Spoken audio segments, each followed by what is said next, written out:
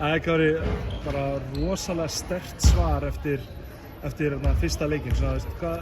Hvernig voru þið að nálgast þennan leik áður en þið byrjuðu að spila?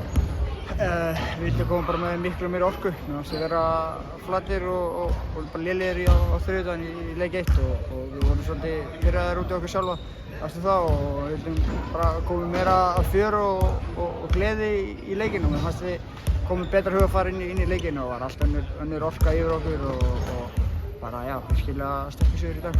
Það sást einhvern veginn bara, góð, sterk vörn, mikið af hraðaflum, þið alveg slátruðu þeim í hraðaflumstigum, bara 95 stig móti 73.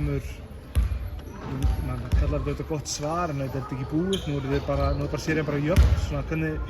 Hvað sér eitthvað sem þið getið bætt fyrir næsta leik? Já, það er hellingur hægt að bæta og alveg eins og frá leik 1 og við bara munum fara yfir þennan leik jafnvel og fórum yfir leik 1 og sjá hvað við getum gert betur og Stjarnan mun koma núna líka með eitthvað nýtt og eitthvað öðruvísi og það verður bara fjör. Nú er serían bara best of 3 og stuð, þannig að maður er bara spenntur. Þetta er hrikalega skemmtilegt. Það gæti sín einmitt einhver svona gleði loksins í leiknum ykkar í dag, það sást svona að léttar yfir.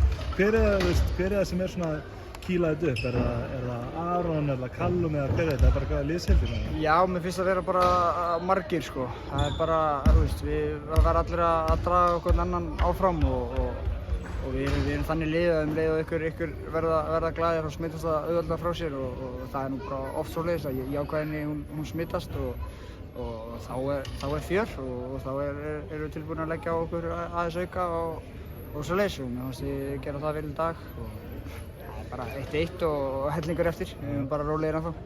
Ok, bara eitt að lokum, þetta eina moment þarna í fjórða leik þeir fá sér óðurdamannslega vill á Kristó, setja bæði vítin, Darbo dregur lokavillina þegar þú ferð út af. Fór eitthvað aðeins ykkur, hvernig leið bekkurinn þá?